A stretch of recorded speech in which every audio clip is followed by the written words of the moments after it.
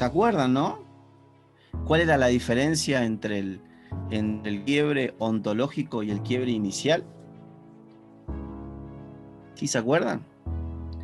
Y una de las cosas que vamos a repetir un poquito hoy era esto de lo que hablábamos la semana pasada, que creo que quedaron ciertas inquietudes de cuándo es coaching ontológico y cuándo no. Nosotros decimos que cuando solamente vos te pasás hablando del quiebre inicial, el quiebre inicial es un quiebre que está afuera, es un problema, una situación.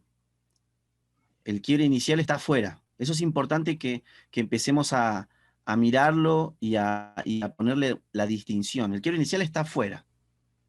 El quiebre ontológico es una conversación interna, está dentro mío. Es lo que mi ser se da cuenta. Es la reinterpretación del quiebre inicial. Es la nueva mirada, por eso es una nueva mirada. Al principio, el quiebre inicial, yo inicié la conversación, vamos a poner siempre este ejemplo, que pueden ser muchos, pero voy a poner este. Inicio la conversación, el coaching inicia la conversación, no tengo tiempo, estoy cansado, me pasan un montón de cosas.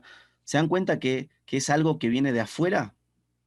Que es un problema, una situación, algo que lo tiene aprisionado. O sea, él quiere ser de una manera distinta, pero no está pudiendo. El quiebre ontológico es lo que se da cuenta en el ser. Después de la conversación, después de la indagación, me di cuenta por primera vez, nunca lo había visto, de que no sabía decir que no. De que a todo el mundo le digo que sí. De que no cumplo con mis promesas. O hago muchas promesas y después no cumplo. ¿Ven la diferencia o no? Al principio, el quiebre inicial, no tengo tiempo. Después de la indagación, después de la exploración, reinterpreté mi quiebre. Ahora tengo un nuevo quiebre. Por eso el quiebre, articular el quiebre ontológico, dice articular el quiebre ontológico. Es un quiebre nuevo. Que llegué a ese lugar por una exploración, por un descubrimiento. Entonces, hoy estaba leyendo algo que lo anoté por acá, que lo saqué de un video que lo estaba viendo, que me hizo mucho sentido en relación a esto de por qué muchas veces nosotros decimos que tenemos problemas y andamos con la vida con la mirada de querer resolverlos. Dice, es imposible escapar o construir ideas con piezas o bloques que no tenemos. O sea, es imposible escapar del lenguaje. Primero es imposible escapar del lenguaje. El problema que nosotros tenemos, el no tengo tiempo, es una construcción lingüística. ¿Sí lo ven? Entonces dice, es imposible escapar del lenguaje o construir ideas, piezas o bloques que no tenemos. Ahora, para mí la pieza o bloque, ¿qué es esto? Es algo que no existe en nuestro lenguaje. Y el Señor hablaba de un ejemplo que decía, por ejemplo, que vos te das cuenta cuando empezás a aprender otros idiomas, que hay palabras que en otros idiomas existen, que no existen en el español, o viceversa. Ya te das cuenta de que hay muchas palabras o bloques o oraciones que tienen otro significado. Y él decía, prueben en Google, en el traductor, pongan el audio y se van a dar cuenta que muchas veces una palabra tiene un significado distinto. Y en algunos idiomas, palabras que existen en el español no existen, no sé, en el suizo alemán, por decirte algo. No existe. Entonces son construcciones muchas veces que tienen que ver con el idioma y con el lenguaje. Ahora, ¿por qué digo esto? Porque el darse cuenta para mí, lo que necesita aprender mi ser, puede llegar a ser un bloque o, ¿cómo dice ahí? O una pieza de una palabra que yo no conozco, que no está en mi léxico, que no está en mi vocabulario, no está en mi comprensión. O quizás lo conozco, pero para mí tiene un significado distinto. ¿Y por qué tiene un significado distinto? Porque desde que nací, en mi cultura, en mi contexto, en mi sistema, empecé a escuchar el significado o le empecé a construir un significado de esa palabra. Y me hizo mucho sentido porque cuando muchas veces nosotros empezamos con un quiebre inicial y lo invitamos a conversar a alguien, por ejemplo, de oferta, ¿por qué nos dice a nosotros esa persona que oferta es menospreciarse, regalarse? ¿Y por qué cuando nosotros iniciamos a formarnos en un contexto de coaching ontológico, nosotros podemos resignificar esa palabra? Oferta ya no es lo mismo para mí, por decirte algo, ahora que antes de iniciar mi formación de coaching. Para esa persona que se estaba formando como coach, en ese momento, cuando yo le hice la pregunta qué es oferta, y dijo que es regalarse, menospreciarse, y etcétera, etcétera, etcétera, hoy no tiene el mismo significado. Ahora yo lo veo en las redes sociales, ¿sí? Y ahora es oferta. Publica cosas, está trabajando en un proyecto, hace charlas, transmite por Zoom, por Facebook, hace talleres. Ahora digo, ¿qué posibilidades le habrá abierto a esa persona resignificar esta palabra oferta? ¿Le hace sentido lo que estoy diciendo o no? Les pregunto. ¿Qué era lo que lo tenía atrapado como un quiebre inicial? Porque ella hablaba del quiebre inicial, que no tenía pareja, que reinterpretó la palabra oferta, o sea, lo que ella creía o lo que significaba para ella, toda la construcción, porque eso se puede transformar, recuerden, la frontera, la línea invisible del oso que no avanza, toda esa construcción hacía que ella se movía en un espacio o se moviera en un espacio. Entonces, cuando se iba a acercar a una persona, no, si yo no me tengo que esperar que mi príncipe azul, me acuerdo, el príncipe azul tiene que venir a mí, porque si yo me voy, o sea, no, yo no, ¿lo ven? Yo ¿cómo era? Y yo le había contado a ella en un momento, en una conversación, la historia que yo escuché de que muchas veces los seres humanos andamos por la vida tratando de que el mercado nos descubra, que somos anónimos, ¿no? Entonces, si vos no apareces. Entonces, la oferta no es solamente poner una foto, la oferta, pasan muchas cosas con la oferta. Entonces, quizás ella desafió esta palabra oferta, lo desafió, y hoy quizás tiene otras posibilidades de acción que antes no tenía. Es importante, gente, que empecemos a mirar esto, porque para mí, la nueva mirada es esto, es poner algo en mi lenguaje o articular una palabra que nunca estuvo disponible para mí. Siempre fue transparente. Por ejemplo, le voy a contar algo. Hace no mucho tiempo yo escuché la palabra epifanía. Nunca en mi vida, hasta los 41 años, yo escuché esa palabra. Nunca. Jamás lo escuché. Hasta que lo escuché por primera vez. Y fui, me acuerdo, a Andrés y le pregunté a Andrés, ¿y qué es esto de la epifanía? Me dice, epifanía es una revelación. Y yo le digo, ¿es como la serendipia? Me dice, no, no es como la serendipia, tiene otro significado. Y cuando yo escucho lo que significa la serendipia, ¿saben lo que es la serendipia, no?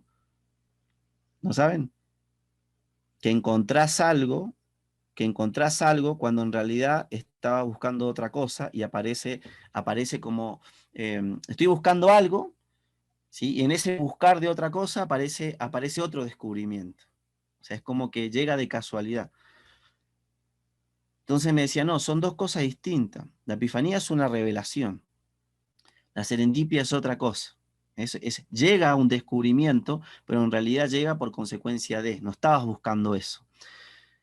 Ahora, cuando yo escuché la palabra epifanía, me hizo mucho sentido y lo tomé para mí. Y desde ese momento yo empecé a usarlo. ¿Y por qué lo empecé a usar? ¿Y por qué no antes? Les pregunto a ustedes. Entonces, ¿qué es articular el quiebre ontológico? Empezar a hablar de una manera distinta. Y ahí aparecen las famosas distinciones. ¿Qué es la distinción? Si tuviéramos que definirlo hoy. La distinción es poder hacer algo que antes no podía. La distinción es el poder, es capacidad de acción. Tengo más capacidad de acción que antes. Entonces, después de esto que viene, el habitar el quiebre, que tiene que ver con vivir, habitar este nuevo descubrimiento, esta nueva mirada. ¿Para qué? Para que entremos al plan de acción que tiene que ver con generar experiencias, una nueva coherencia. Para mí, el habitar el quiebre, y después de esto viene el cierre, obviamente, ¿no? Para mí, el habitar el quiebre, gente, es el proceso interno de transformación de una oruga mariposa. Es el inicio, es la muerte del observador viejo. Yo le compartí un texto a ustedes donde hablaba de los, o al menos lo que yo quería, era que pudieran comprender qué era el aprendizaje de primer orden, segundo y tercer orden. El aprendizaje de tercer orden, el aprendizaje transformacional, es la muerte del observador que estaba haciendo, que hacía, que generaba ese resultado que para vos es un quiebre y te tenía dentro de una jaula. Cuando yo mato ese observador, ¿saben qué estoy matando? Estoy matando una forma de ser. Para con una nueva forma de ser, que aparezca un ser distinto, una persona distinta, que ahora que se dio cuenta de que no sabe decir que no, o no sabía decir que no, porque había muchos juicios alrededor de no, eso es habitarlo, ¿ven? Empezá a mirar la historia, por ejemplo, del no en vos. ¿Por qué me cuesta tanto decir que no? Claro, me cuesta tanto decir que no, porque en realidad tenía un juicio de que si yo decía que no, ¿eh? Iba a ser un mal hijo, que si yo decía que no, me iba a mostrar, no sé, que era una mala persona, que yo siempre tenía que decir que sí. Entonces, eso es habitar el quiebre.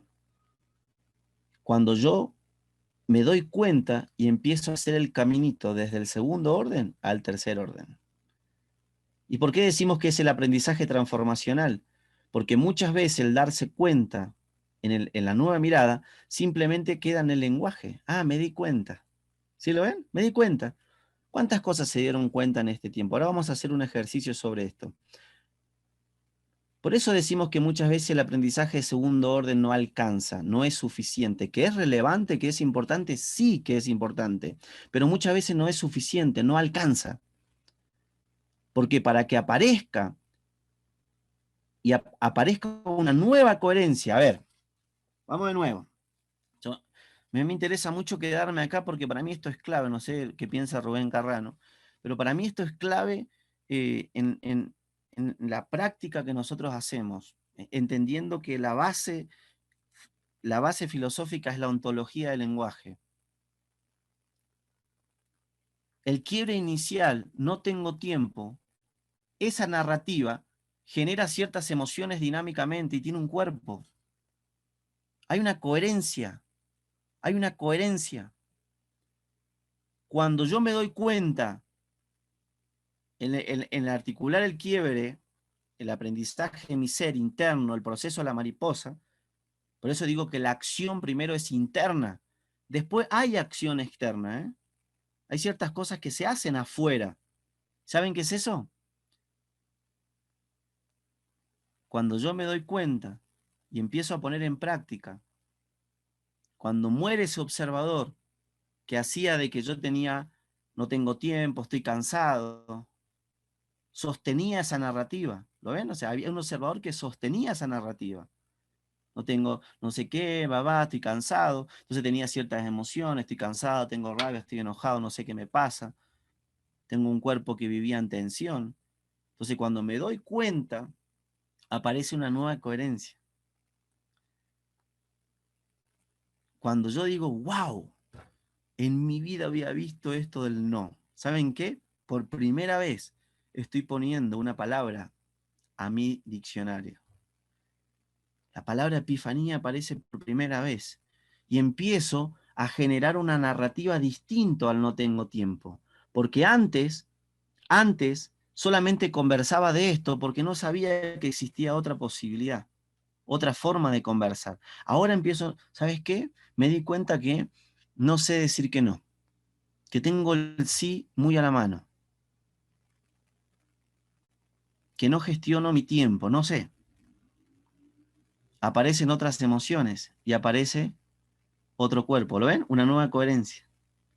Quizás la misma emoción, pero resignificada.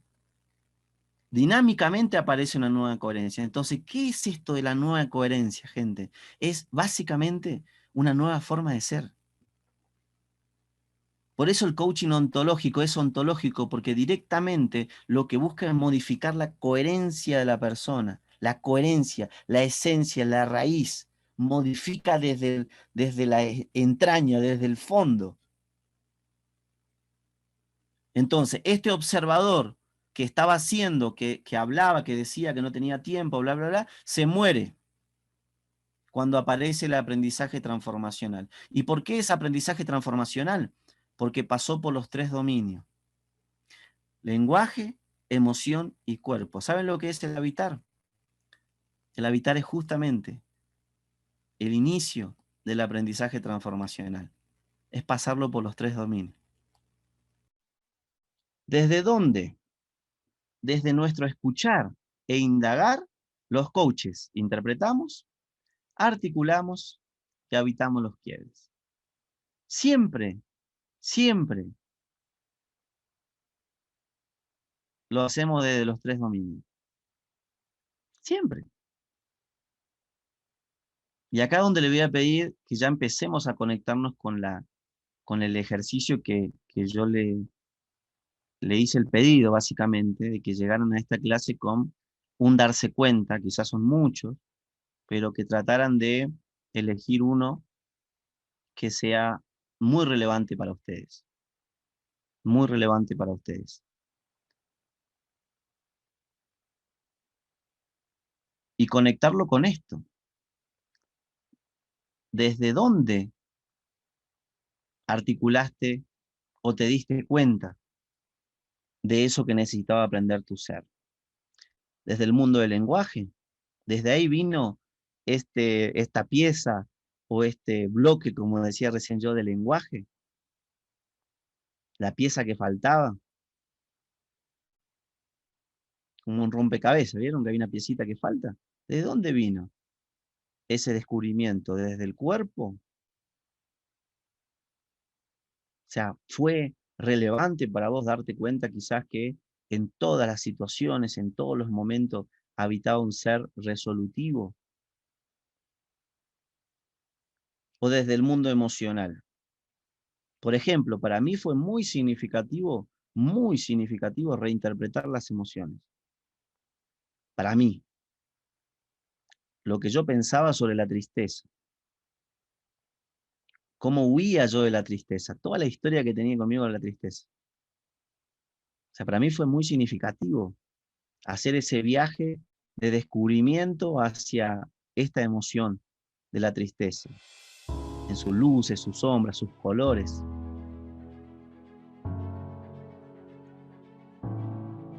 Entonces, desde nuestro escuchar e indagar, los coaches interpretamos, articulamos y habitamos los quiebres. Bienvenido entonces a Habitar el Quiebro.